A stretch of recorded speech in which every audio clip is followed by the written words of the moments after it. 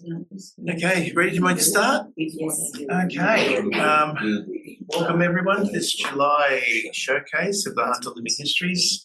I just want to pay my respects to the Aboriginal people on whose land we're currently meeting on here at the university, which is the Aboriginal people. And I pay my regards, pay my respects to their elders past, present and emerging, and I also pay my respects to those people zooming in and the lands that you're zooming in on, and I pay my respects to the Aboriginal people from those lands that you're also zooming in from.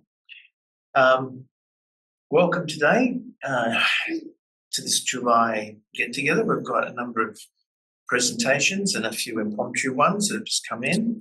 I'd just like to welcome historian Elizabeth Adams, who will be giving us an overview of the book that you've just written. And I'm sure I've been in contact with you a few times. I'm sure I've got some of now that you say she's looking at you. Yeah. We'll be speaking on the life and times of Thomas Adam Hunter. No, sorry, Thomas Adam from the Hunter Valley. So over to you, Elizabeth. Well, thank you. I'm sure Thomas would be very surprised that anyone would ever be talking about him in 2025. But his I was inspired to capture his story, even though I knew nothing more than the fact that Adam. Wait 1 minute, just check. Everyone in Zoom land can hear Elizabeth? Yes. Clearly? Good. Thank you. Is all I knew about him was my great-great-grandfather and that Adamstown was named after him. Yes, that's right. But funnily enough, I was visiting a relative in Maitland one day and she brought out a small book about the Bowden family. The Bowdens and Bennett and Bowdens. Yes. And I read it. I was travelling to New England, so I was reading in the car all the way. And I thought, fancy, this is my great grandmother mentioned in here. And I thought that her husband surely had something interesting to be known about him too. And I was sort of inspired to sort of do a matching copy for his husband. And that turned into a small book in 1998 and into a bigger book. I think I've got bigger books about an A4. Yes, well, this is the new one. Okay. Because having access to so many resources online, I'd first written the book in 1998, and actually I feel I did capture much of the nature of the man and a lot about Newcastle and what he was living through, but of course I have so much more detail now. And I think it was a worthwhile endeavour for me because he was just one of so many thousands of immigrants, bounty immigrants, coming out with nothing but a bag of goods and launched themselves with great hope into a new colonial society. Like many of the Scots, I think he was quite well educated and quite driven to perhaps make his mark, I don't know, at that early stage. But he'd been exposed to politics in Scotland and knew all about the Irish reform movement, and he talked about these things in later years. So obviously as a young man he was quite inspired. By coming to a place like Newcastle, which was just in its infancy, no more than a convict town that didn't have many convicts anymore. In 1845, it was just an amazing opportunity for someone with a bit of passion and drive and a bit of capacity to make a difference. And I do think he quite intentionally wanted to make a difference. Even by 1850, he was involved in the subscriptions and the Stockton Hospital, as they had proposed it then. And he was very quickly into politics, so learning that, representative government was about to emerge. He was right in the thick of it at first meetings, trying to whip up enthusiasm for representation amongst the people of Newcastle.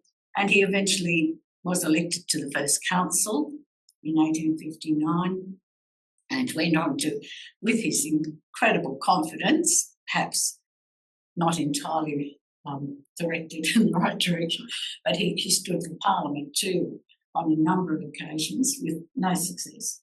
But he wanted to change things.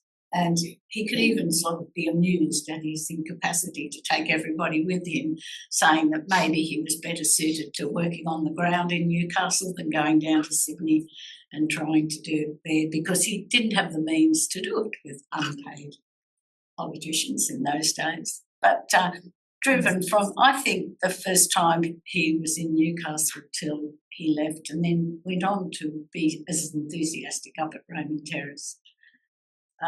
So he covered a lot of things, and I think it really was the fact that Newcastle was just having all its growing pains as he was observing them and experiencing them that really motivated him, not just at a political level but also in a very practical way.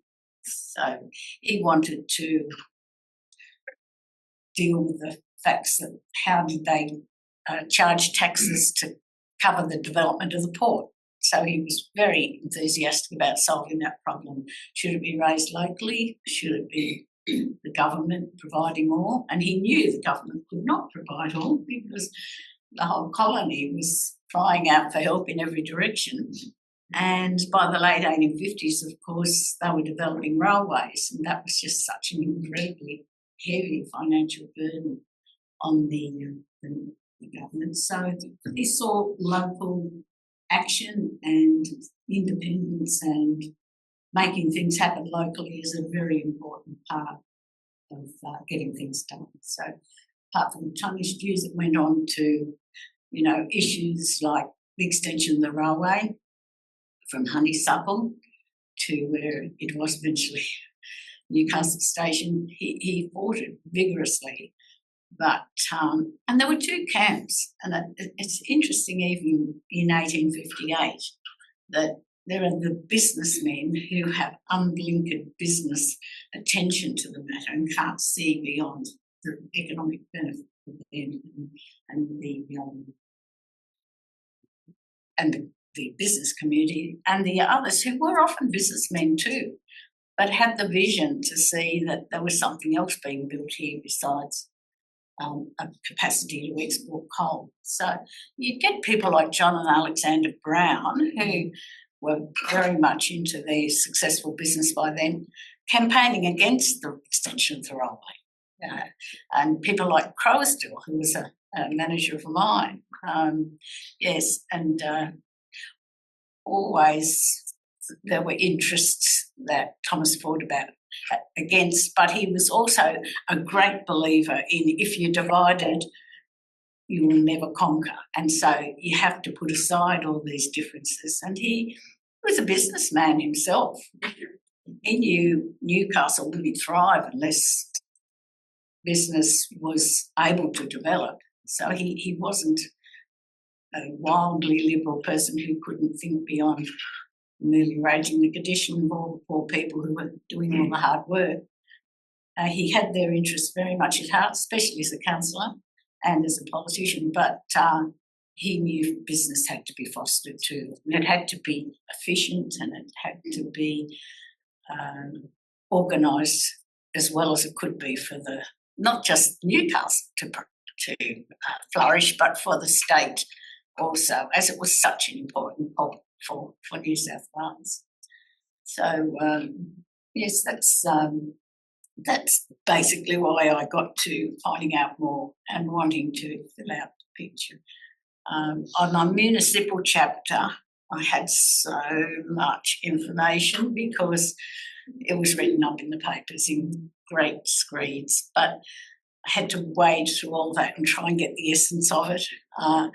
And so the part that really came through with him is he was very outspoken in council, and it was not appreciated on many occasions by other councillors. So he was never mayor at Newcastle, even though I think he did aspire to that, but he was just too outspoken for people to go along with that.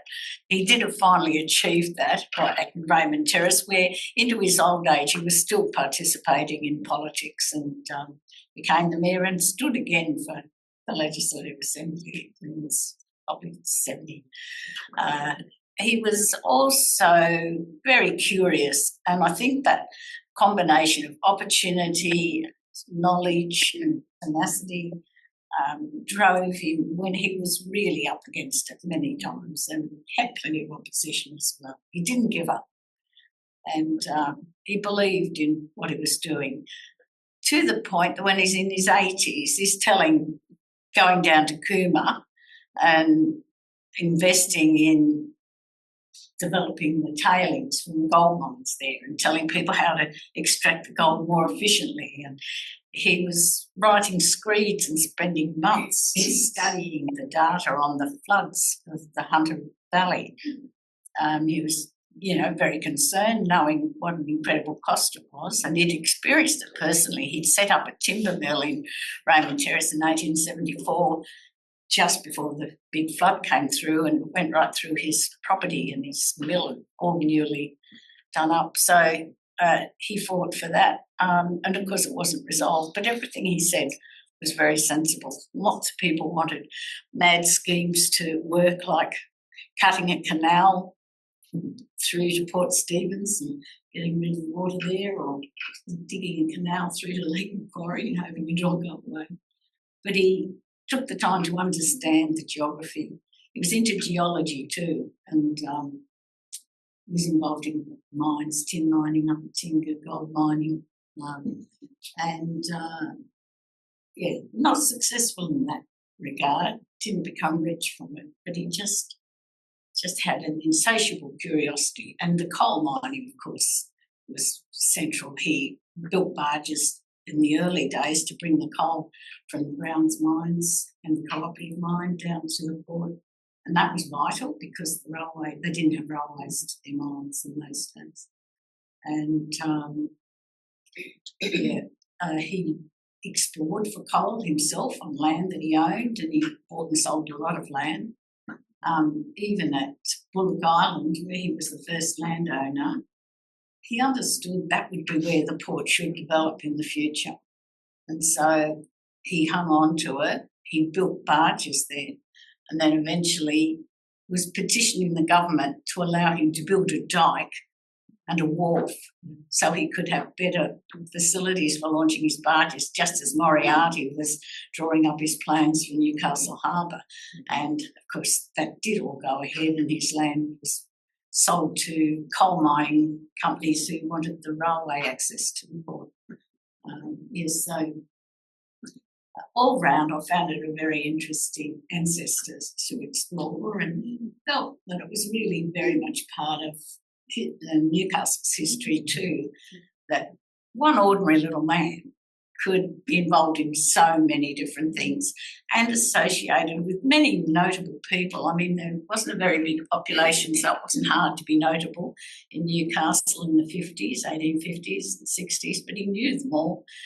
And he networked with them, and it appears to me he was quite good friends with the Brown brothers. For instance, they would display his specimens when he was prospecting for tin up at Tinga, and they asked him to open the Langton mine.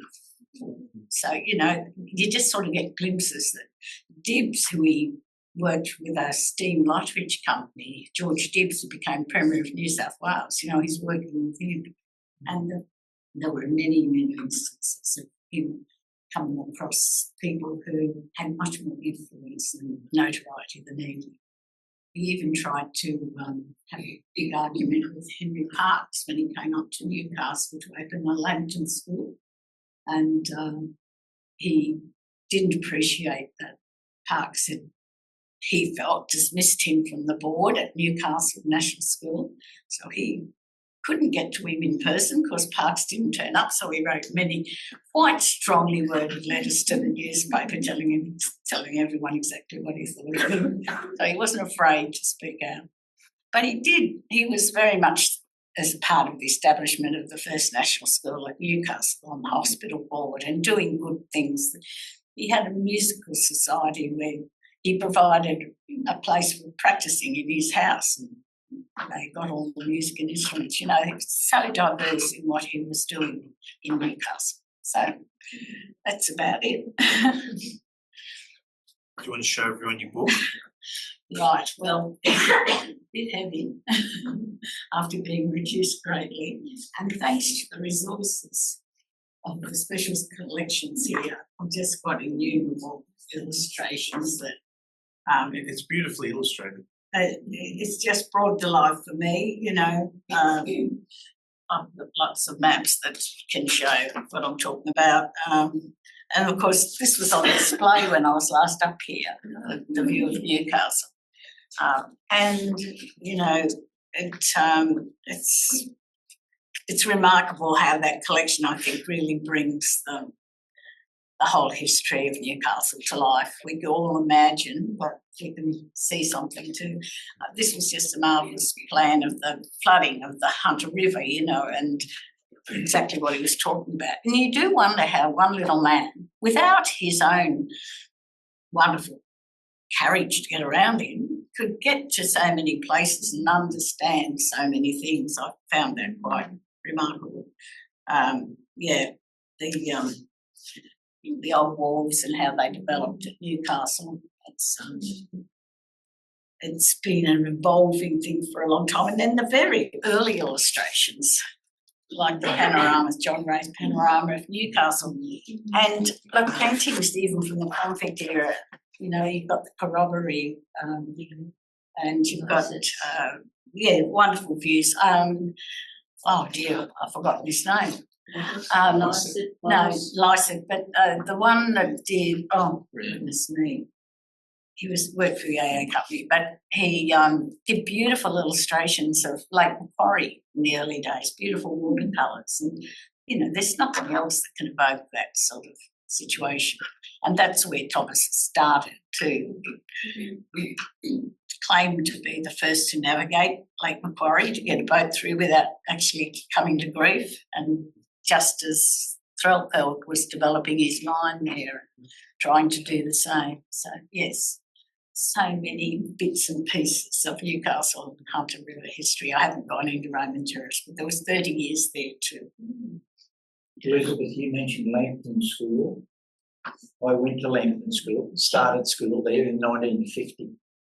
And I would imagine that when they knocked what we used to call the barn down to put the road in, that would have been very distressing for you, wouldn't it? Were you aware of that? No. Because what your great-grandfather, great-great, opened, that would have been the original classroom for Lambton School. One room. And it was right there where, do you know Elder Street in Lambton?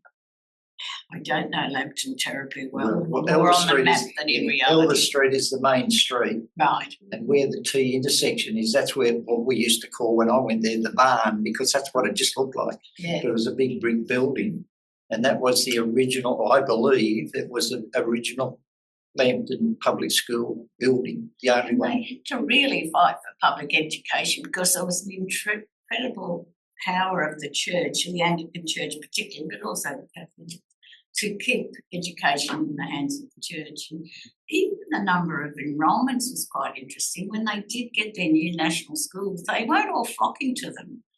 A lot of them thought they were godless, and who knows what would happen to your children if you sent them to a public school. So, you know, the enrolments didn't rise quickly, but they eventually became strong. Building the buildings are interesting too. I mean, they used the vestry of the Anglican Church as it was then for a little school at the beginning in the 1840s. This Christchurch. Christchurch. Then there was the Presbyterian Church in Watts Street, and they sort of used that route before that was the Presbyterian Church. And St Mary's was up on the hill. then Thomas fought for the first built school, which was built across the road from where the big school is now, just on the other corner. But it was very quickly. And you mentioned Newcastle Station. Have you got much research on that?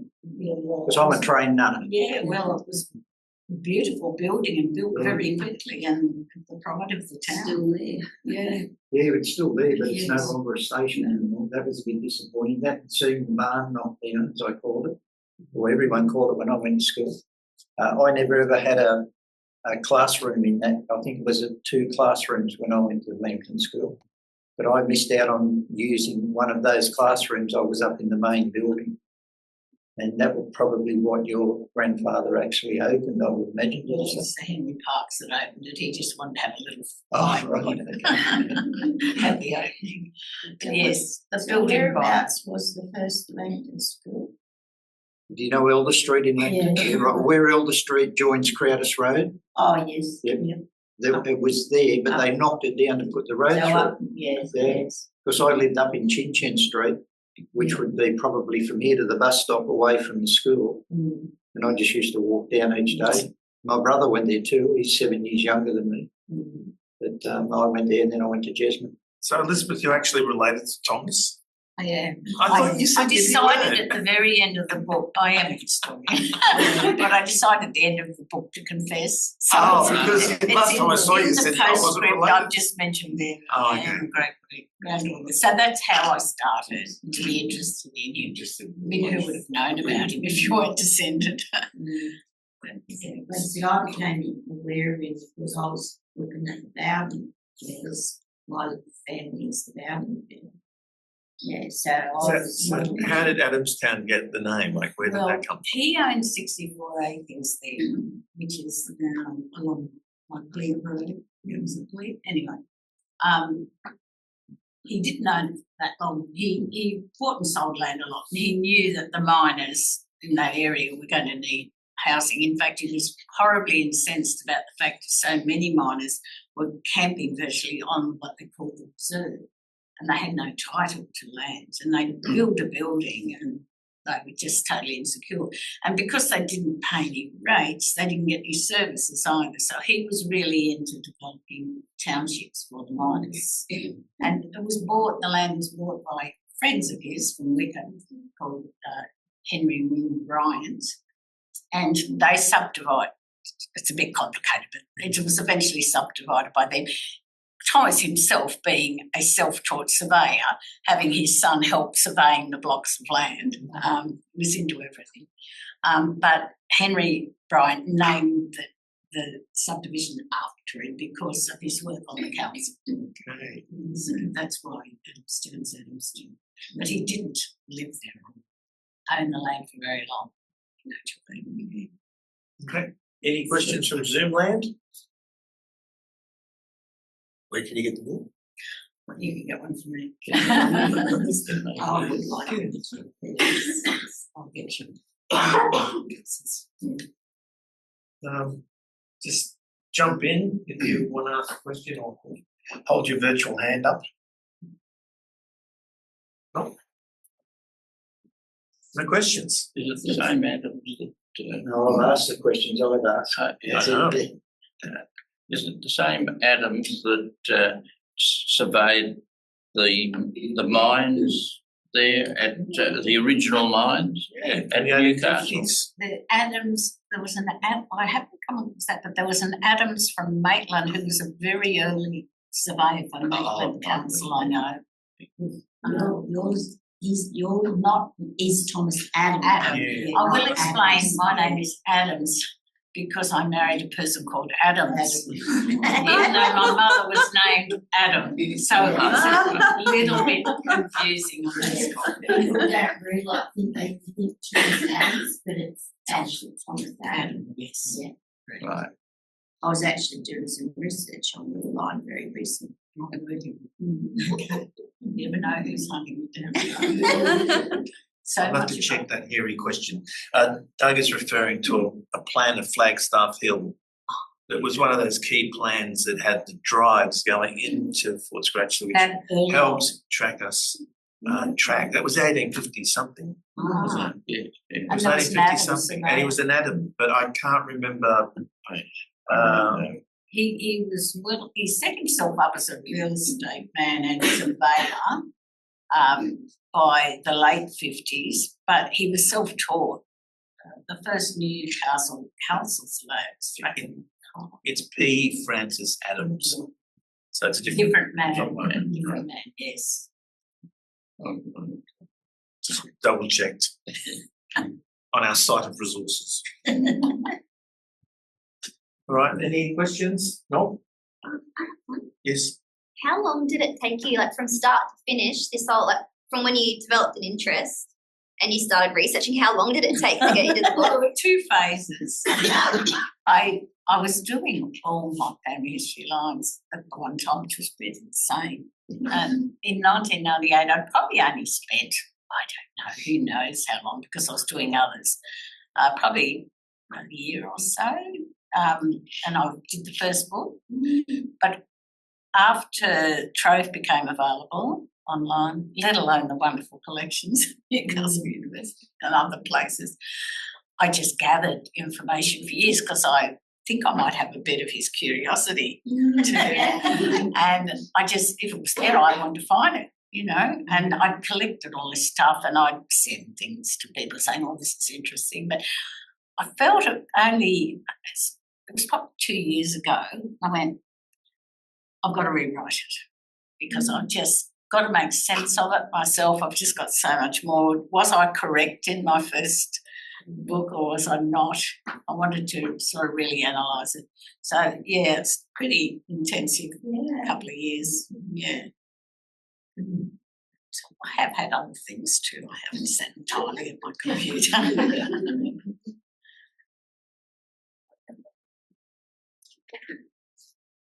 No more questions? Well, look, thank you very much. This was that journey through the life of your ancestor and enlightening us on the personality behind. Don't you have another question? Oh, no, I was wondering whether you passed the book around. That's very good.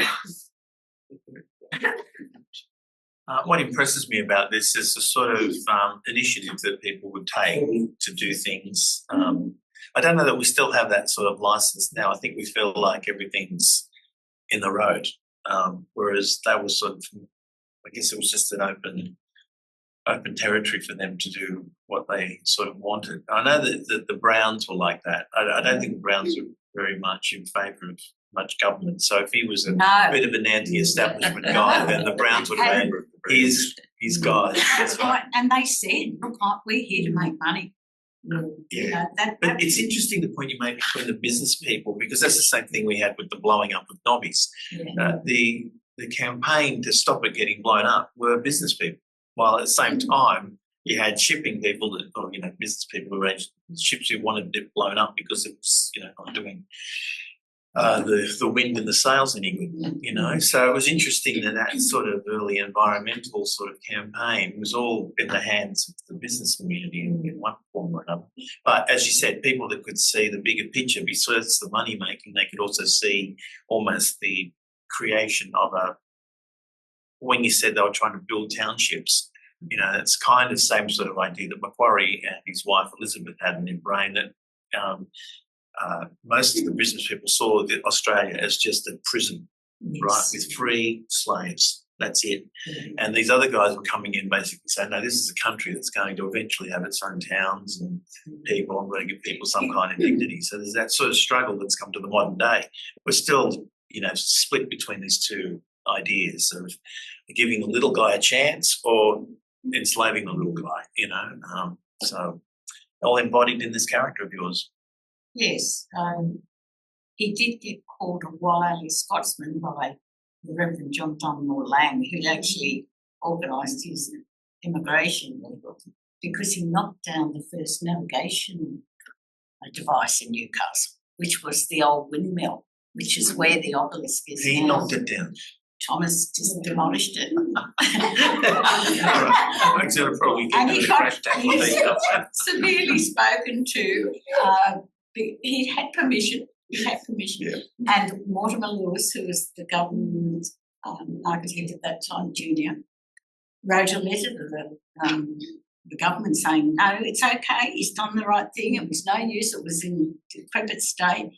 But Lang wrote the story about the wily Scotsman in his history for New South Wales. So it was interesting. Oh, well, he would have peeved a lot of mariners that were Oh, using he it as did. a. In fact, the story was that one poor bloke got to Newcastle, couldn't find the mark and turned around and went back again.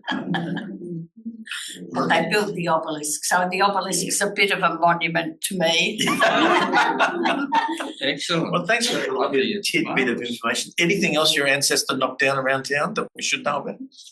He did a lot of building. And Okay. he built a house called Malakoff House, which was called the Obelisk Hotel in later years because it was just below the obelisk. And it was quite a grand house, but he rented I'll it have out. a look later. But it was there for many, many years. All right. So if people want to get a copy of the book, where can they get one? Just let me know. I can leave my details with you. Okay. But yes, I'm managing the sites. Okay. Thank you very much, Elizabeth.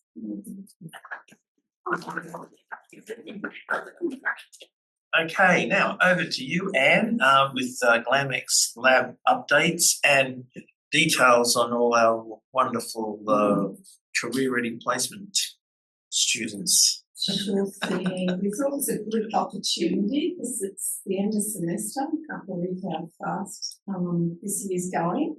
And I want to thank Alex for coming back today. Alex had finished placement a while ago, done 140 hours and completed sort of quite a forensic sort of search into the NBN television film archive. We were looking at a project that would relate to the university's history, to also assist another team of university students that are putting together short documentaries relating to each decade of the history of the university. So Alex worked quite closely with those students. So Alex is doing Bachelor of Arts, doing Bachelor of Arts History program, and really wanted to get skills in terms of historic research. And I don't think you'd ever sort of worked with archives before, so this was something completely new. And again, the audiovisual television archive was something that not a lot of students get the opportunity to work on. So we've created the blog post, and do you want to just make a few comments on the project and how you worked through it? So what I was doing is I was going through a lot of NBN footage between 1963 to about 1982. So I was going through a lot of that, looking for stuff that related to the University of Newcastle, any sort of mention of teachers, of students. And through my looking for students specifically, I started looking at a lot of the protest history of Newcastle as well, of which there was quite a significant amount. So that's, I was essentially going through the archive looking for just anything that sort of ended up interesting me, but also all the stuff that I thought could potentially relate to the university in any way, shape or form.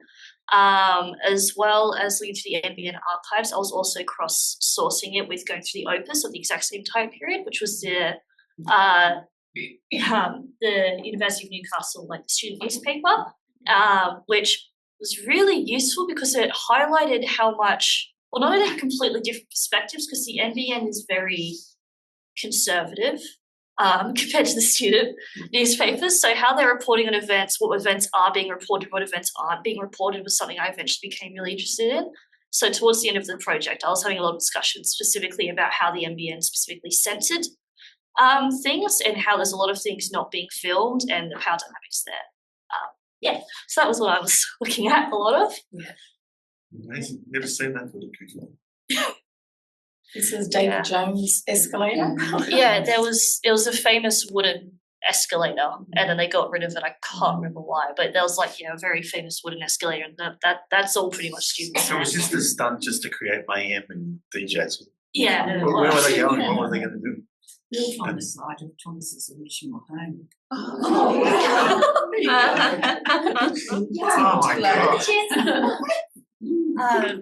But it was really interesting going through because of not only there was also just the more subtle things, not just the protest history, how things were filmed changed drastically over that 20 years. because you don't really, it was weird for me as a very young person. I don't usually watch old footage, so it was weird for me seeing news and they're not doing street interviews. They don't start doing that till the 70s, the 60s, they didn't have any of that. So for me, that was pretty wild. Also, like the changes in fashion, the change linguistic things. I was talking with Anne about a lot, like the 60s, even up until like 69, 70, 71, they're still trying to use, at least the women are still very much using the transatlantic formal sort of accent. And then they start sort of having a little bit of British. And it was also very interesting because the women were using transatlantic accent for longer and then to British slower. And then eventually, like by the 80s, the women are like sort of allowed to have a more Australian accent, even if the vocabulary is still very British for most people, which again, very interesting. You hear very Australian sort of bogan accents from street interviews and using very British vocabulary. Very interesting experience there. There's these girls talking about protesting wearing pants to school and they're talking about forms at an Australian school, and I was like, all right. Linguistic challenge, but the men sort of were allowed to drop the formalness faster, which was something I noted. Again, the gender dynamics, power dynamics, racial dynamics, that with what was, again, as I said, what was filmed and what wasn't filmed specifically was something that was very, very interesting. So, yeah. Where did the Newcastle Uni actually start? So there was the university up here, but the Autonomy Day, that was in 65. And so that's when we officially became independent of Sydney and became the University of Newcastle. And there's a lot of really cool things in the Opus that are like maps, not like detailed maps like where's the book over there? Not like detailed maps like that, but they've got like little printouts of what the Shortland building's supposed to look like in the future, and complaining about union food, a lot of complaining about union food. And like sort of like guidelines to what the campus is and what buildings they're going to make. So you sort of see that slowly throughout the years as they're also, it's like a lot of it's that. There's a lot of, especially in the early years, there's a lot of that if they're not talking about various protest movements and how much the professors suck. Or drugs. There's a lot of drugs. Did it start actually out near Wickham on the main road? The first buildings of the Tyson University. Before they moved here, it was Tice Hill. I can only remember it being here. Oh, really? Yeah, I think they called it, I don't think they were calling it University of Newcastle when they're still at Tice Hill. They're calling it. Was it at the TAFE? Yeah. Yes. And the NBN archive starts around 62. So. Yeah, no, we had footage of that at Tice Hill. So, Alex, your impressions of looking at these sorts of things from your youthful perspective? Because I was talking to Phil this morning and Phil spoke about how, what gets me about this is the honesty of the recording, the way that the documentation of the Valley was just taking place in real time with interviews. There's so much incredible stuff in this. A lot of it's silent, but there are recorded interviews that just take you into the lives of people that have suffered incredible traumas. It's so honest. And he was saying to me that NBN was seen, Newcastle was seen as a microcosm of the country, right? It was like Australia in miniature. And NBN was basically capturing this in film. Now, the thing is, we might not agree with everything that we're seeing in this, or we might laugh about the attitudes or the shorts of people, whatever it is. But it's interesting, what's your impressions of looking back at this? What jars you in terms It's sort of this ongoing discussion I had with people up in the lab and down the special collections was specifically because of my interest in equality and equity. So again, race, gender, looking at immigrants, it was very startling to see how much they were actively filming white, specifically just men, for a long time, and you start to slowly see the inclusion of white women, again, very silent, in very specific ways. And it was also very interesting. It was also very interesting. Sorry about that. Yes, Someone at home's. Sorry. And like the slow inclusion of they essentially, because they take over all of Hunter Street, they're forced to film stuff about Indigenous rights, and they really didn't want to. And when they did start filming or taking interviews about Indigenous rights, they were using white men to speak for Black people. Then they were very insistent on it. And then when they finally did get Indigenous people actually on camera, they were filming the ones who were much more conservative and moderate, not the young people who were much more like they were so scared of Black power. They hated the mention of Black power, and any time it was mentioned, they derided it really badly. Which again, something that very fascinating. And the other thing that really shocked me, specifically in regards to Indigenous rights, is I know we had the freedom rights here, and they no mention, nothing, absolutely nothing. Like it might just be I didn't find it in the footage I was looking at. I was looking at very specific. So when did the freedom right come to you? The freedom rights were in 1965. And there was nothing in the Wow. I was looking for it. And I didn't see it. That's very interesting. A lot of that would be in camera so we can access to it.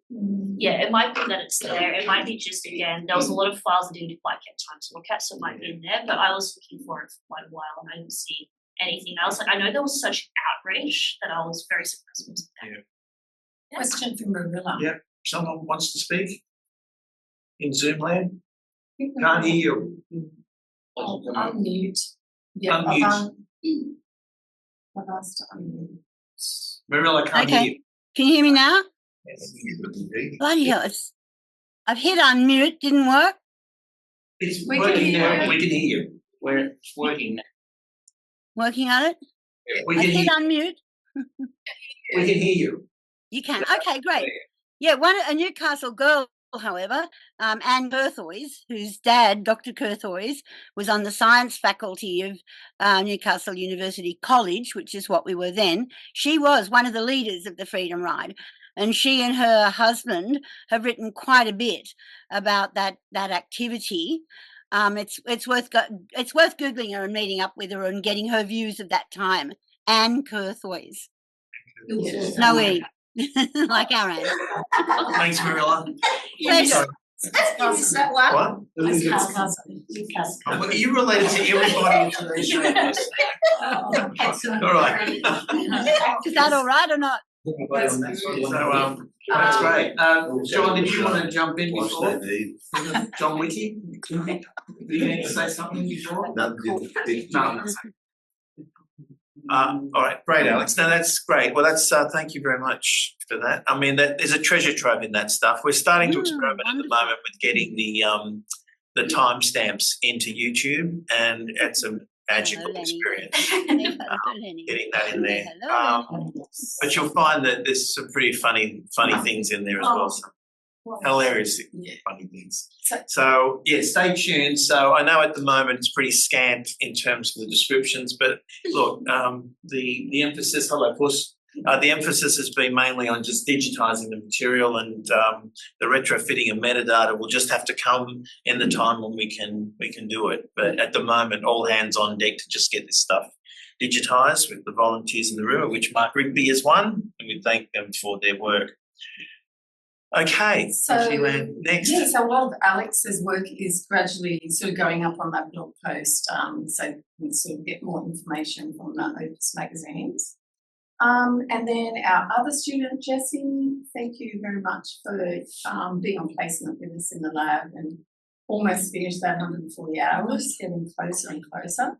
And Jessie is a student in final year of Media and Communications degree, and was really interested in building up some skills in terms of filmmaking, editing, not so much the sort of deep dive and the historical analysis side of things, but how you could be really creative in coming up with a concept of creating trailers. So we think of trailers that are promoting new movies and things like that.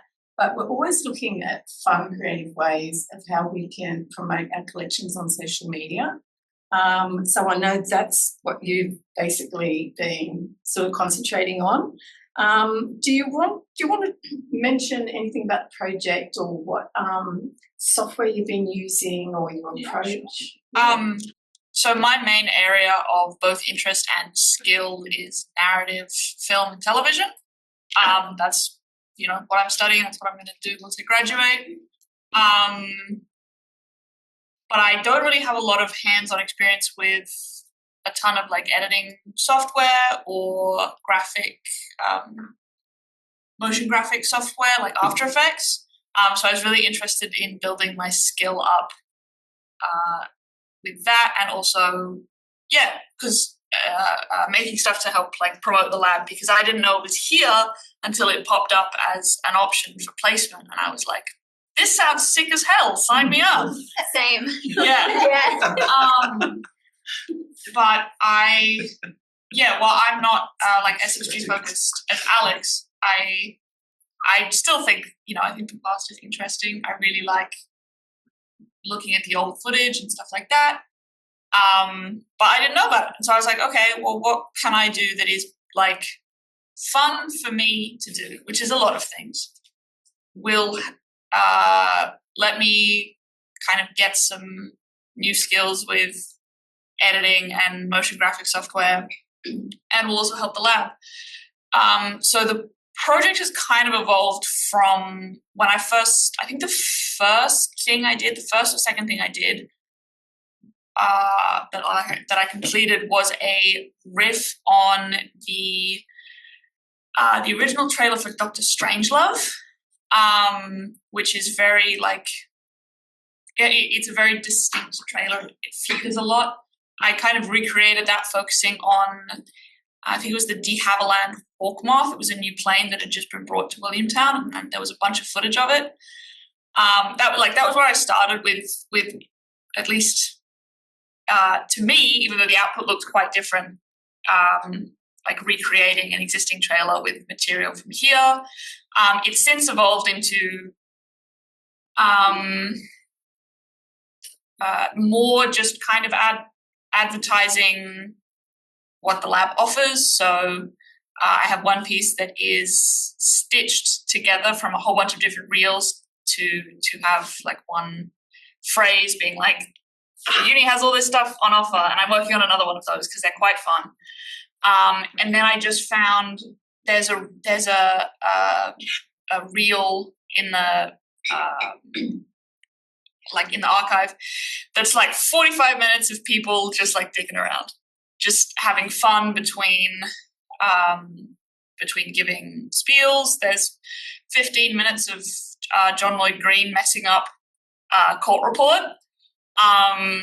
So I took a couple of sections from those and put just some fun like text dynamic typography over it, because I know that's the kind of thing that when I see it like on social media, I'm like, oh, I might check it out. I find it really engaging.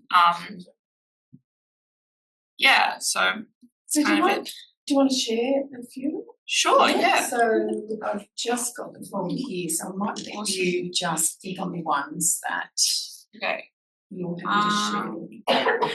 I don't have the Havilland one. Okay. I will do. Oh, so this one is a complete animation that I made just from some like still photos.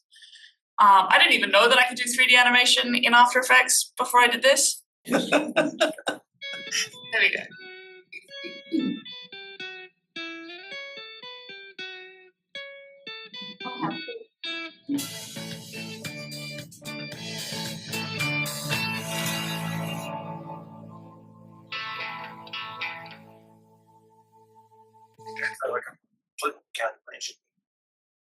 It's so cool. It's nice and short and snappy, isn't it? And then I think for like social media posts and that, like you were saying, you just Yeah. scroll and see that. Like, I might go check that out. I'm intrigued by the Franken. Yes, that's the one I'm pulling up next. Okay. This is the one that I mentioned that it's pulled together. I've taken like single words or short phrases from different clips, and then stitched them all together, which is why it's called the Franken trailer.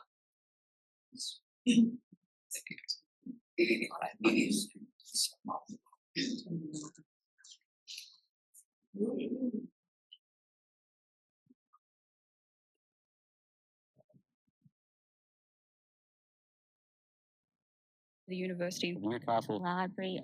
have hundreds of hours material covering a variety of topics, including nude bathing in the public, single deck buses, the fertility goddess of Cernavoda. And last but not least, Mr. I don't know his name, that's why I didn't say it before, and what can I say now? Go to youtube.com/NCC to find out more information. Or visit Hunter Living Histories.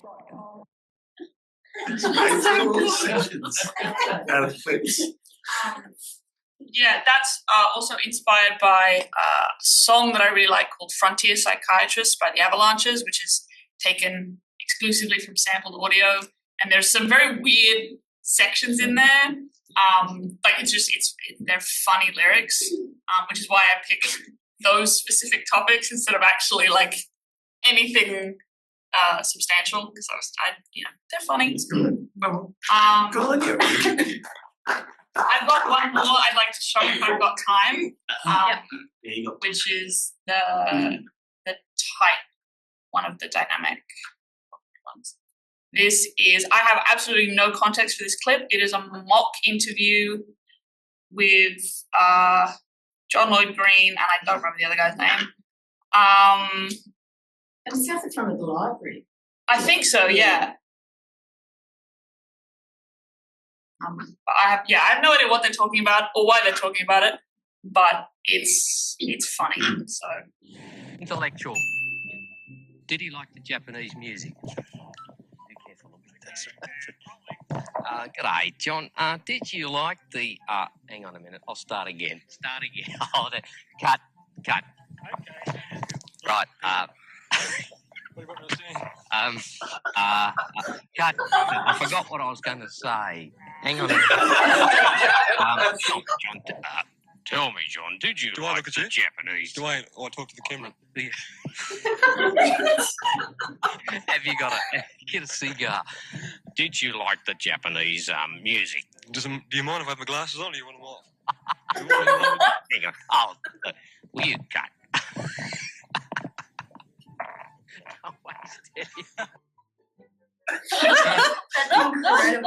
was that footage? Was that just at the end footage? Was it? Yeah, it's part of there's like I think it's like a 45-minute long. I think it's more than that actually. It's just a bunch of miscellaneous outtakes, and I wonder if they did it for a blooper reel for some show. That's what I'm thinking. And then it also has like a bunch of flim flam singing telegrams. It's a very nudie Rudies. No. But yeah, it was really funny, and I really like that clip.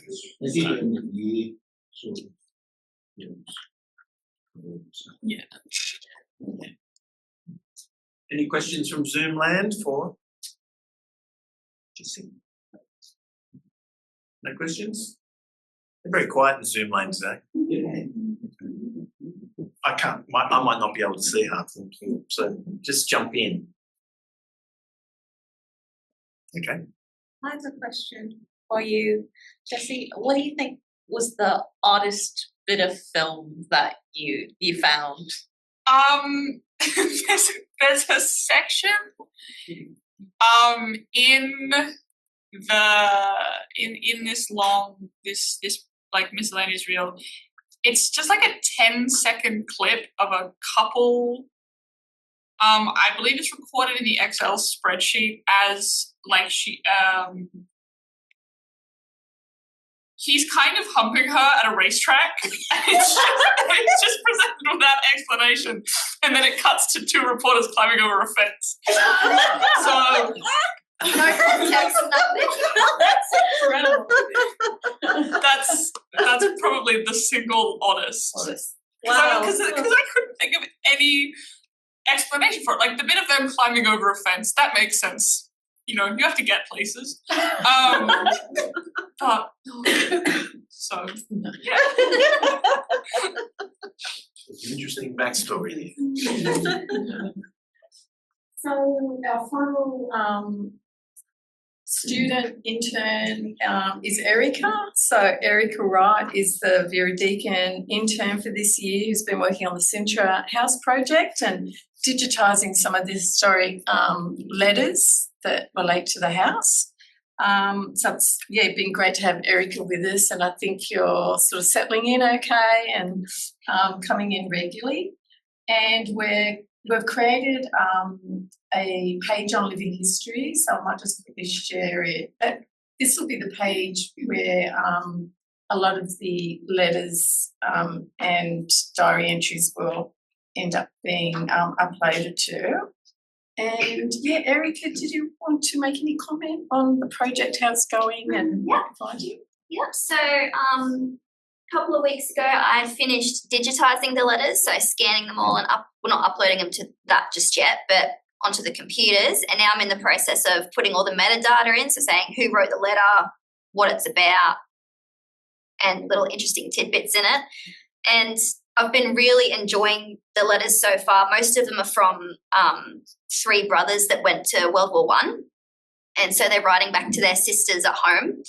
And there's just some really, really endearing, funny little stories that kind of pop out at you as you're reading. Like apparently when the armistice was signed, one of the brothers was talking about the reactions and how everyone just went mad in Britain. Like everyone was so excited. And he was saying how the Aussies were climbing on top of a statue, I think it was of King George, and they put the Aussie hat on top of the statue and all carrying on, running around kissing police officers, and just really funny little stories like that. So I'll be after we upload the letters and stuff, I'd like to maybe write a blog post or something just pointing out these little highlights of stories and funny things I've found and stuff of interest. So that's where I'm up to at the moment. So is this Cintra House in Regent Street, Maitland? Yes. And why would you have chosen that? Well, it was a project that was going to be taken on anyway, and I was lucky enough to come in and get the internship on the year that they were doing that. But it's because, was it Catherine that reached out? Catherine actually made a donation to the Vera Deakin Regional History Fund to have a project. So that's where the the reason I know about it is I grew up in Maitland. That's right.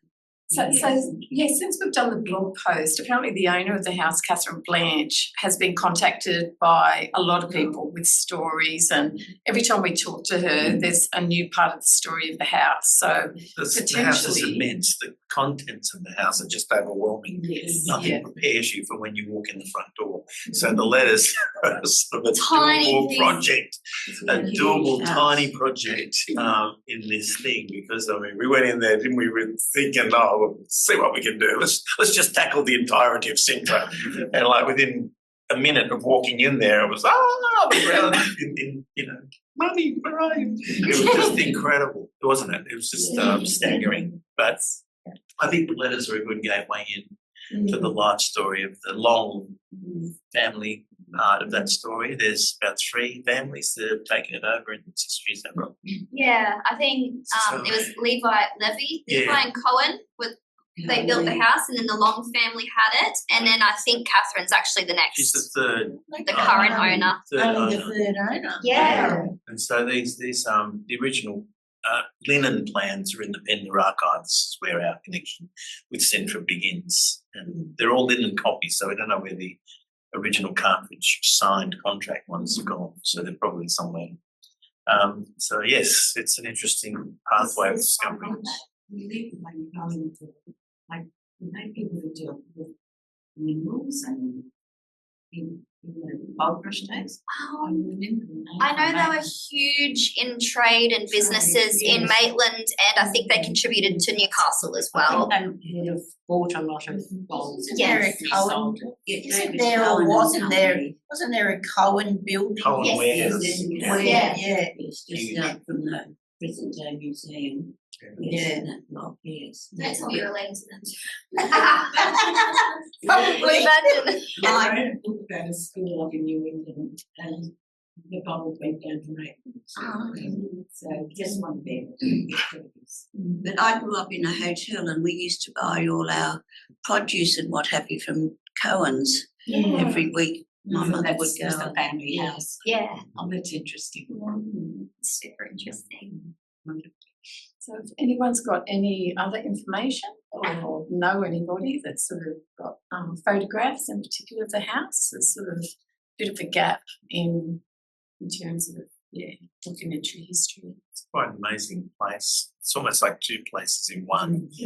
So is it in the city centre area? Yeah. Well, it's in the main. It's in sort of Regent Street where Ben Beautiful. Home is. There's like a nursing home. Maybe Just down in the the old hospital. Yeah. So it's on the other side of it. The other side of Maitland. And then you take you over to Cessnock. Yeah. So it's basically on the old sort of the north side of Maitland. The present owner, Catherine, is very committed to history and its connections, community connections. She's just really passionate about it. When we were relaying what we could do, she almost burst into tears just thinking of like, I think you had a picture of you working on it. Yeah, and she said, "Don't show it to me, I'm going to cry." I'm like, "Oh, okay." It's very similar to the first day. Remember when that young architect came in with a design drawing of the midden that it was going to go in the Coal River precinct? We almost burst into tears too because we were so not used to anyone approaching anything with care and love that the minute you did, So anyway, it's a good experience for you with this. It's overwhelming though. I mean, Central House is overwhelming on any level, so I hate to think what it's doing to you, but a nice little project is the best place to start. Any questions from Zoomland? Zoomers? Okay. They're all very quiet out there. We haven't got many today, John. Oh, no, there's about 15. 15. You're only showing those few. It's only showing those few. So if anyone is out there, just yell. We can't see you all. So, Anne, is that? Yep. So, thank you, Erica. And I just put a blog post together this morning just on the conference that I gave over in Bologna. So, I went to a 2-day conference. It was called Media Mutations: Unlocking a Television Archive in the Digital Era. And I just thought with the work you guys have been doing since I think 2012, digitising the NBN archive, it did deserve to have our voice at this conference. And I was one of 2 people from the Southern Hemisphere. I've put a copy of my paper, anyone who's interested in reading it. It just brings together at a high level just the work that's been done to date, and then a copy of my presentation slides, and then the conference papers and panels just showed like the diversity of speakers, and the majority of people that spoke were researchers looking for television archives and really wanting to bring back together archives that have been lost and form that community practice of people that worked in the industry. So I sort of gave my presentation last session on the last day, but it was a nice case study of, okay, this is what we're doing in Newcastle and how it's been done on a regional level. I think it's worked well here because of the community hasn't moved far from where the archive's been created, and that communication has been pretty strong. And then just some photos of the Bologna University is the oldest university in the Western world. The conference room itself is spectacular. Just the artworks all over the walls, the ceilings. And yeah, everyone just made everyone else feel like welcome. It was all in English. All the papers will be published. But yeah, I just thought it was worth putting together a blog post so I could sort of share what I Newcastle's reached Bologna. And I forgot to also mention, relating to Alex's work, is that NBN Television did a half-hour episode on historic footage, using historic footage to celebrate like the university's history. So again, this sort of used a lot of what Alex had found, and I put that link in Alex's blog post so that anyone wants to sort of sign up, you can re-watch it. But there's some really great footage in that. So Being fabulous that they've had access to that digital material. Yeah. It's really Oh, Yes. wonderful. All right, well, everyone, thank you. Anne, Alex, Jessie, and Erica. Okay, now we have Marilla, who's zooming in from the Blue Mountains, who is going to speak with us on the Vera Deakin Centenary 2026 publishing project. Over to you, Am Marilla. I there? Can you hear me? You're there. I can hear Yeah, you. okay, fantastic. Well, as you know, the lovely Vera Deakin was the delight of my life for the 30 years, well, close to. I was privileged to be her friend. And she gave me a lot of ongoing tasks to make sure happened in the world. And one of them I added to by saying, well, I think I'll do these for the centenary of her birth, which is next year on the 18th of July. And they're a hard ask in some ways, but in other ways they're not.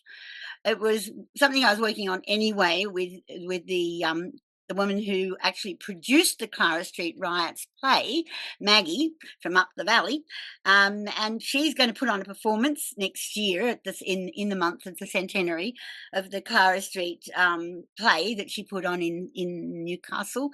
I think it was 2007, if that's right. I think it was about that time anyway, the early 2000s. And the book that Vera had worked on for a long, long time as part of her commitment to the people that she grew up amongst, who were strong rights fighters for the working classes of Newcastle, but also who suffered very strongly from their lack of power during the Great Depression. And that was those people who were evicted during the early 1930s period from what were rented homes anyway. And literally, if they were very, well, unsympathetic landlords and unable to get some backing, which a lot of landlords did get to keep their renters in their premises, they were actually evicted. And this particular one in Clara Street was by force, and the police were called in. A lot of the activists in the mining industry had been involved in the events before, which were, of course, the strikes up the Hunter Valley, the mining battles that had to be fought for miners to be paid a decent pittance, and in most cases they had to fight for even getting showers at the top of the mines to clean up before they went home. Well, they joined in the efforts to keep the unemployed people who'd been evicted in homes of some kind, or provided with tent cities or whatever was necessary. Vera had her little mate in the process, who was very strong in the entire fight. And he came along when she came back to Newcastle to do the research for the book she wanted to make of it, and presented her with a big brown paper bag of all the press clips and all of the documentation that he and his friends had put together, hearing along the network that Stan's wife was going to do something about the story. And Stan's wife did. And it's a breathtakingly fascinating Vera Deakin piece of work. It's a combination of all the voices that she heard telling her about the story, but also the voices that she lived, because she lived on Platts Estate in the middle of through the Great Depression, and then on Mosquito Island, where she actually lived the parents lived for most of the rest of their time. And she rode to school along the Hunter River and got off at the Black Wharf behind Lizards, where my mum and dad worked during the whole war. And she went into tech at Newcastle Tech College, which of course became Newcastle University College. And I was pleased to realise that I'd sat in the same rooms as she'd sat in the rooms when she went and did all the tech quals in the hope of getting entry into the university that she helped fight for, and is actually registered as one of the first people to start petitioning for a university college on the site. Well, that's a long way away from the voices of Clara Street, but Clara Street is what she lived and she knew. And Jimmy Oliver, when he found her, when she came down from Sydney. She'd been in Sydney for 30 years with Stan and her kids and growing up and becoming the national president, by the way, of the Parents and Citizens Association, amongst the many things that she backed. She came back to get the documentation, and Jimmy offered her the paper bag, and that's the first chapter, The Man with the Brown Paper Bag. And it's a manuscript that's been written over and over. The scanning of it is a nightmare, and I had to, Johnny, in the end, totally retype Vera's manuscript. It was going to be a nightmare to try and rescue from scan one to, from the scanning into the word process. It just wasn't going to happen. So that's a slow process of typing all the way back in again. I've got a wonderful typist I've worked with for years, and I've actually sold a painting to pay the typist for this part of the exercise because it was unscannable. But it is brilliant and wonderful material for history. She's also collected the photographs. The photographs are going to be wonderful, and they're very reproducible. She took great care. And lots of documentation, letters from Everett about the trial of the people who were accused. It's a wealth in itself. It's an archive of the early 1930s period and what led up to it, and the aftermath of the trial, and the things that were then built into legislation to sustain the working class if such a trauma as the Great Depression happened again. The second for next year's centenary is the wonderful Stanley Deacon's very own autobiographical production. It makes me cry when I read it. I know why she married him. He was the most amazingly lovely human being with the most perceptive eye of a young man coming from the First World War Zeppelin blitz of London, where as a teenage boy the cops recruited him and his mates in Marleybone with their billy carts to run around the buildings as the Zeppelins either dropped on them or dropped bombs on them, getting the people who had stood a chance alive, putting them in their billy carts and running them around the corners of the shops in London where medical assistance was available. He lived through all of that. And he had, I think it was 10 brothers and sisters left to grow up when he made the decision to come to Australia. He got himself to the newly opened Australia House in 1918 and got himself all the methodologies for getting a passport, for applying for assisted passage, and he got himself to Australia in the early 1920s, disembarked from the Yarra in Melbourne, and started his caravansary around Australia in the 20s and the 30s with a great eye and a great memory and incredible experiences. He actually walked the overland telegraph line. He actually drove horses from 3 different locations across that route to get them safe passage in a period when the rabbits had eaten out all the grass. The whole thing is so visual. It's the most wonderful manuscript I've ever had fall in my lap and had the responsibility to make sure it gets born into the world. So they're going to be hopefully all ready to go out into the big wide world in the month leading up to the 18th of July next year. And there's one more thing I think we all need to do together if we can, is get a third book up, which is really a Festschrift. And that's what I did for what Joe and I have just done for Dorothy's mum, Dorothy Hewitt. We got all the people who knew and loved her in various sectors of her life to actually write from the depth of their memories pieces about her that contribute to our understanding of Dorothy Hewitt and her understanding of the importance of her writing and her work. And I think the little book we put out, remember, for her honouring back in just before she died, before she got the on doc from uni, singing back the river. And Johnny, you've still got some, haven't you, for people who are donating? Yeah, and I've got one more box up here too. But it's only very much a part of her life, and it doesn't include the 40 years she was married to Stan, which is really seminal and really important. So I wonder if I could put out a cry, and I'll send something down. If there's any life in the desire to get out, effectively an academic type vest shrift that every academic gets when they leave their faculty, and everyone who they've taught and who's taught with them writes a chapter or writes a contribution or writes a poem even. And it gets amalgamated as something that stays there in the long term to honour, but also to give information. So if I put that pen to paper as that as a call for papers, effectively, Great idea. is that okay? Yeah, sure. Yep. That's Okay. great. Okay. Anyone? Marilla, I'm want going to to ask me put you anything? in, as you just on that side thing, you start talking about that early period with the Newcastle Technical College. And Yes. look, one of the students contacted me who's doing the history, and they're a bit vague on that section of the history. So I'm going to put them in touch with you. Is that okay? Oh yeah, I'd love it. I mean, it's all alive in my head like Very nothing vague. on earth. It's The all older the you get, the more you remember those years. Sorry? That's good. It's good. Thank you. What's her name? Oh, look, I've got to look through my emails. Okay, no hassles. I'll wait. Oh. Look forward to it. All right. Well, no, that's great. Well, congratulations. Look, Vera always said that she had the burden of telling the story of those people because they entrusted her with that task. So it seems like they were going to be putting it out for her. And hopefully Maggie will get the play up again. Yes, well, I've got a copy of Maggie's play.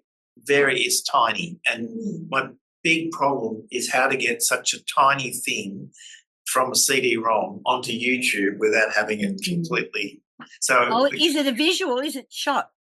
It's shot on a video camera was in 1999, which means the image is like this tiny. When I've tried to experiment to put it up there, YouTube now blows it up to 1080p, and it's ridiculous. So the solution is to just get it into a 1080p screen in iMovie as a small little postage stamp, but you'll see the whole film in there, including Vera created it and the actors did their thing around it. So it was at the Ticehill Social Club. Ticehill Social Club is no longer there.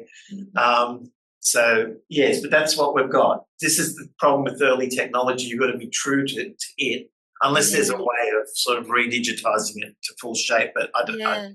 It's beyond me. Well, it was on a sort of file. Okay, well, Maggie and I are in conversation about actually recreating the play again. Yeah. Oh, well, that's Putting a it good on. idea. Be able to film it in today's high res. Today's technology. Tomorrow's, oh my God, it's just a postage stamp. You're going to be chasing your tails with digital for the rest of your lives. Anyway, thank you very much, Marilla. We'll continue on. Any good questions? And love to the spirit of Vera. Okay. All right, great. Thank you, Marilla. Okay, so with the recent news, we've had the NBN Rewind episode and mentioned three of our scholars, Dr. Sasha Davis, Dr. Jamie Hunt, and Associate Professor Julian McIntyre have recently had an exhibition, Heimat in the Hunter, on the German voices in the Hunter Valley. That's currently at the museum. I didn't know about it until I was looking through news this morning, so I didn't get any notification of it, but anyway, that's on there. And congratulations also to Carol Duncan, OAM, Mike Scanlon, OAM, and the late Doug Saxon, OAM, for their King's Birthday honours, to services to local history in the community. And congratulations also to former University of Newcastle staff member, Dr. John Drynan, OAM, for services to his community, agricultural industries and the environment. The other good news that we heard recently was the two massive heritage grants to the Newcastle Post Office that involves a number of people that we've been involved with as well, which is Glenn Dorman with the Stories of Our Town, your Wabbigal people for the plans that he's got for the downstairs area, and also Miniature Newcastle with Gary Glazenbrook, who's doing that recreation. Yeah, I met him. That's him. Okay, so now they've got some funding to actually make that happen. So I just have to, applaud Jerry Swartz and his dedication, because that building is just so huge, and it's almost like Centra House and up to the power of 10 in terms of looking after. But so it's good. It's good to see that sort of. So anyway, Glenn Dorman will probably be available at the next showcase to talk about that. We've put out a call. Also, the other one was the Victoria Theatre, which we've done quite a bit of work with as well. They've finally got $1 million grant to bring that up to scratch too. So that's two good news stories for Newcastle's built heritage. Not enough money. Not enough money, of course, it's not enough. But anyway, it's a start. So updates from anyone in the regions, Mark? Did you want to throw in two bobs worth into that news about the Newcastle Post Office or the Victoria Theatre? Mark's on YouTube now. Are you okay, Mark? Yeah, hi Jamie, hi all. It's very rare to have good news in the heritage space. It seems like all our Christmases have come at once now. In fact, we're still celebrating and the champagne's still flowing. Not only is Heritage New South Wales has been very busy, not only has Jerry Swartz been awarded $1 million, which he has to contribute $1 million in kind to activate the post office. There's also the $1 million, of course, granted to the Victoria Theatre under Greg Curry, Century Theatres. There's a rumour out that the Victoria Theatre will be open and activated next year. And in the case of the post office, probably about 2 to 3 years, incorporating both the Wapakal Medical Museum downstairs in the basement, a 17 by 11 metre miniature Newcastle scale model display and cafe on the ground floor, and a wedding pavilion function centre on the top floor. Massive project. We can claim some credit for that, National Trust.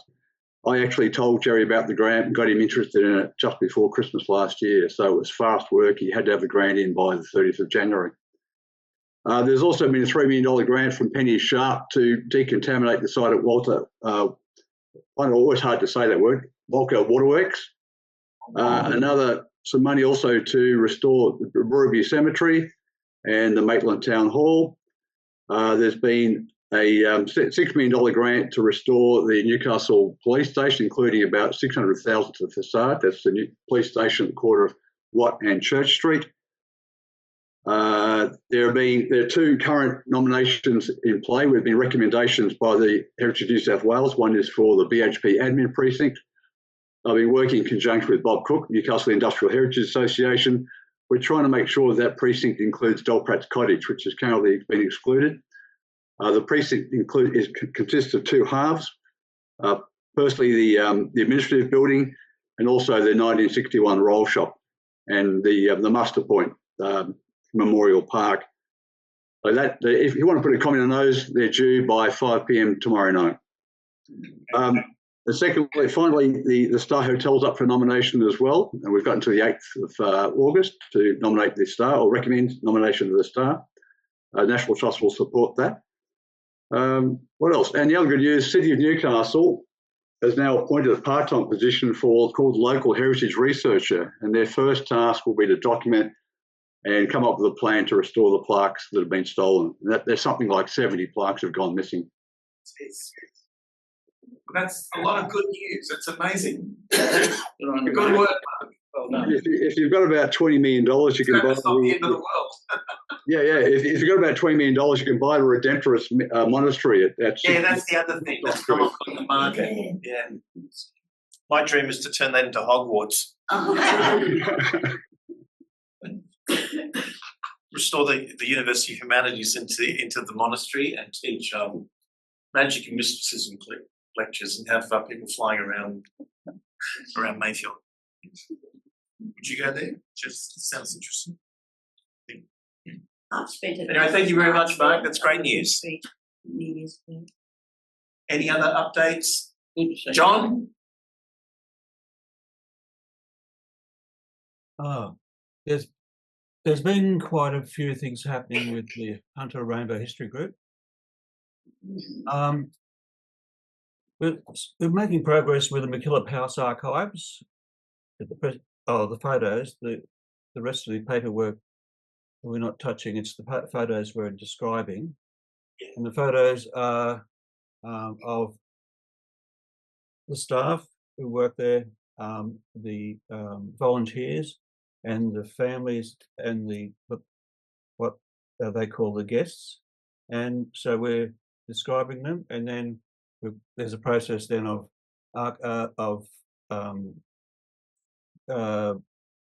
making the photos with privacy issues.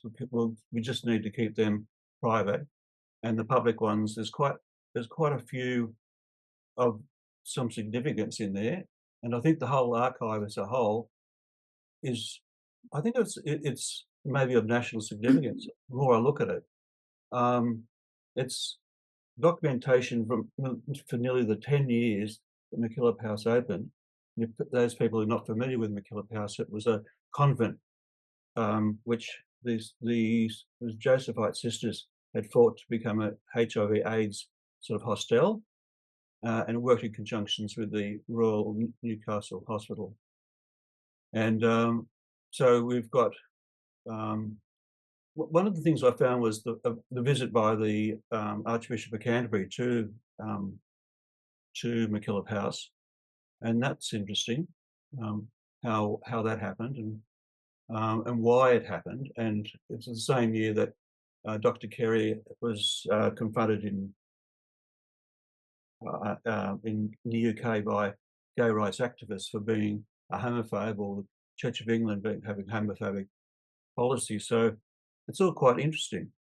The Piper's Night Spot, we've got a couple more interviewers to go out and interview people, and they've chosen the people, but they haven't started the interviews. We've done one interview so far.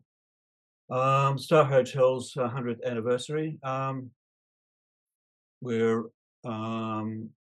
received a grant to write up or create a history marker, and that we actually finished it with Glenn Dorman, but I think we're waiting on it to be printed and sort of I think there's negotiations with the council, and we're asking people to make submissions to consider the Star Hotel to be put on the State Heritage Register. So we'll be doing a bit of work on that. And I sent a letter into this Newcastle Herald yesterday regarding the Redemptionist Monastery, and it's linked with Mardi Gras in Sydney. We'll see how whether it's printed or not. I'm trying to. The person who actually thought up the idea of the Mardi Gras was a novice there. And there's a bit of a backstory. He's from Maitland. He was, I guess you'd say, expelled there for having a relationship with another novice. And then he decided to become an art teacher through the art school in Newcastle, and then went to Sydney. And so that link is, I don't think many people know about the link, but I think it's an important one. So Redemptionist Monastery is the home of the Mardi Gras. Sorry? It's the home of the Mardi Gras in Mayfield. Yeah. We'll have to put a heritage listing on it. Oh well, that changes everything. It's just interesting, I think, and I interviewed Ron, and I left the link on that letter to the editor if people wanted to follow it. The interview is held in Sydney in the Pride History Archives. Thank you. Fabulous, John. Well, on that note, unless anyone's got any burning news to continue, thank you very much, John. We're coming up to time now, so I just want to thank everyone for. Oh, sorry. Can I just do one last plug for the next exhibition that's coming up downstairs? Right. They are. So Katie, my colleague Katie Sentis has been working with some academics from humanities, and this exhibition highlights post-war public health in Newcastle. Everyday health, brings in the Royal Newcastle Hospital, domiciliary care, mental health. So the launch is going to be Friday the 18th of July at 11:30. Anyone that's interested in coming along, just contact me, and Suzanne, I would be interested in being a former physical. yeah, so that will be on until the end of the year. So it's Fantastic. And we're thinking of the next showcase to really concentrate on community views. At the moment, the university is going through a strategic plan discussion about what it's going to be doing for the next 5 years. So that in there, they're talking about community engagement, but I don't see too many. It's in the Act. It's in the Act, yes, but in terms of how they're going to know what you guys are after, would be a good opportunity for us to get together and have a discussion. So I think next showcase we should concentrate on just seeing what do you want the university to be involved with, what sort of help do you want in the communities, what do you want us to be conscious of, how do you want us to be involved in your lives. So, does that sound right, John? Yeah. I'm not allowed to tell you. Okay. Right, because you reckon I'm wasting my time. No, well, Dennis has a very involved train question, so we'll keep that till the train bus. Right. All right, we'll keep that there, even though I think it's impossible, but anyway. So that's next showcase, I think. Anyway, thank you very much for your presence this afternoon, and we'll see you next month. So be kind to one another. See you later. Good on you. No, I'm trying to find out the number of the local meetings.